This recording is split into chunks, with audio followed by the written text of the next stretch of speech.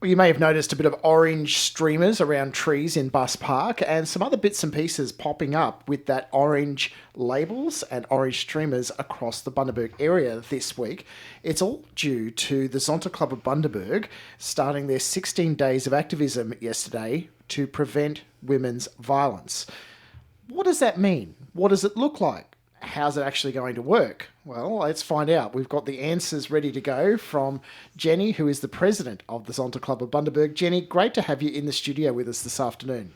Thanks, Matt, and I really appreciate that you've given us an opportunity to promote our 16 Days of Activism campaign to eliminate violence against women. Jenny, let's start at the beginning though. As much as we want to talk about what this 16 Days of Activism is all about, help me understand firstly, who is the Zonta Club and why are they promoting this particular 16 Days of Activism?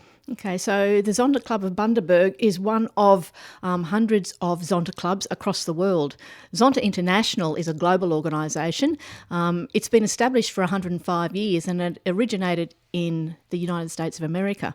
And we strive to create a better world for women and girls, and we do that in a number of ways. One of the ways we do it is every year we have 16 days where we promote the end of violence against women. And we know that violence against women and children occurs across the world. Probably not as obvious in our country, where we're fortunate to be aware of it and have systems and legislation, laws in place to prevent it. But there are many countries in the world where women really struggle. One that comes to mind immediately is Afghanistan, where women's rights are virtually non-existent. But here in Australia, we know that one woman in every 11 days is killed as a result of domestic violence in Australia, and that's just way too many. This year alone, we're already up to 101 deaths of women and children as a result of domestic and family violence. And that's a statistic that has continued to grow despite the increasing awareness, despite improvements in legislation, despite increasing support of the police service across the country. And it's just something that's not acceptable. There's a lot of awareness campaigns going on. There's a lot of organisations that promote awareness of domestic and family violence.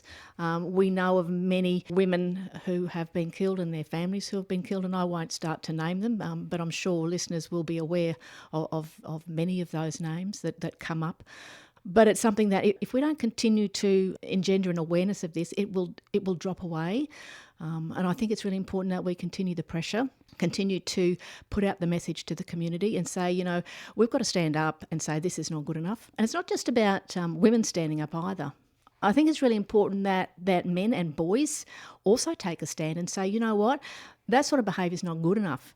We know that some men are the victims of domestic and family violence, but the majority of the victims are women and their children. So this is about 16 days of saying, you know what, we've got to stop this. It's not good enough, and we've got to work as a community to bring an end to domestic violence. With the timing of this campaign though, Jenny, is it very deliberate to be this close to Christmas?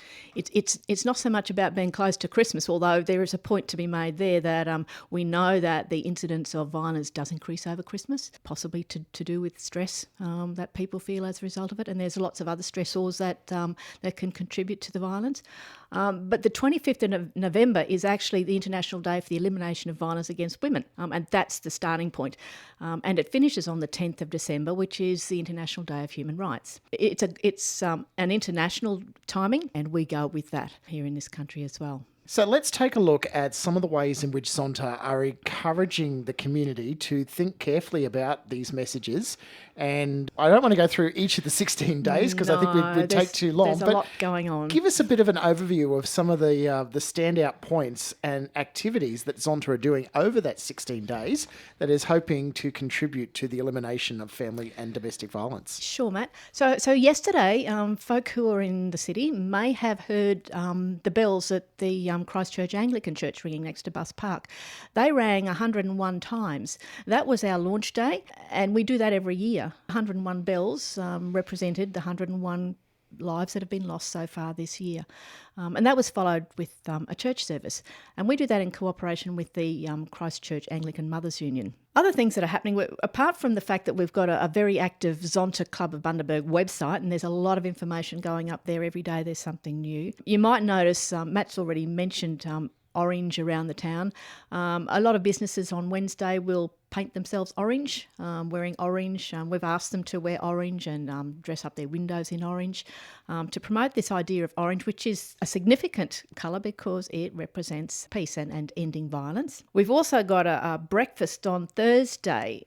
Now, that's a really important breakfast for us. It's at Brothers Club, and Ingrid Barham, who's the co-owner of and general manager of Bundaberg Today, she's going to sit and have a chat with one of our Zonta members about the role of the media and the role that the media plays in creating awareness of domestic violence and what they can do to help to engender community interest. You might have already had a look at, in the Botanical Gardens. Over behind Ferrymead House, there's a red shoes installation. It's a big art installation. There's over 300 pairs of shoes there that have been painted red, and they represent also women and children whose lives have been lost. And Zonta has been working with the organisers with the art gallery to present that installation. So that we'll actually be looking at that tomorrow. Brilliant. Well, the official opening is Saturday at 10 a.m, but it's on now, and we'll be over there through the week helping people to understand what that's about. Now, I've also noticed that Impact, the community care organisation, they've been over in Hinkler Shopping Centre. I was over there before work this morning, and I noticed they've got a little stall set up with a clothesline with some different art designs. It looks like carry bags saying no to violence, messages. I like that because that looks to me like it's engaging that youth side of things. It is, and it's also part of this idea of community. It's not one person's problem; it's everybody's problem. And the work that Impact does in our community is significant. And this is just one opportunity for them to be out there and showing, how they can support people who have been victims or who are victims of violence. But it's a great, if people have got a chance. I was over there just before and had a look, and there's some really moving memories there that are sitting on those shirts and bags. Well worth a visit. Over the next few days, as you said, there's a lot going on. So how are you going to wrap up this 16 days, Jenny? With so many different things happening over that 16 days, and we'll point people to the Zonta website soon, but how are you going to wrap it up and sort of culminate that World Human Rights Day and focus on that as the end of your campaign? Yeah, well, I'll just give our Bunnings sausage sizzle a little plug for Sunday. so get out there if you've got a chance.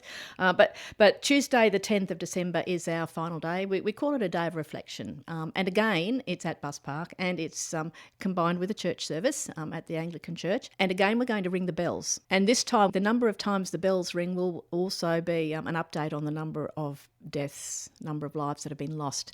Last year we had 13 additional lives lost over the period of 16 days, which was really frightening. Hopefully this year it will still be at 101. But people, 9:15, if people want to pop over and join in that day of reflection and pop into the church for a short service, it's really, really very moving. I find it really moving, and I always have tears in my eyes, take a box of tissues with me. It's a serious issue, and it doesn't matter how much we put into 16 days of activism every year.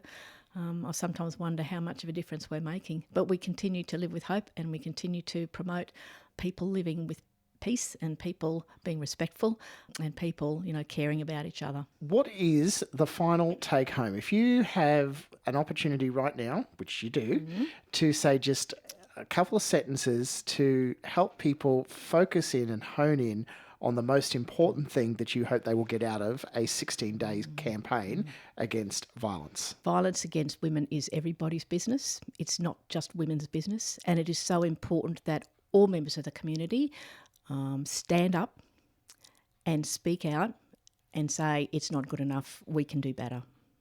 Jenny Maier, thank you so much for coming in. You want to give us a plug for the website? Probably the easiest way is to just Google Zonta Club of Bundaberg on Facebook. Pop onto the Facebook page because that's where all of the updates are. All right, fabulous stuff. Jenny Maier, President of the Zonta Club of Bundaberg, 16 days of activism against violence towards women and girls. It started yesterday, continues through to the 10th of December. Thanks for your time, Jenny. Thanks, Matt. It's been a pleasure.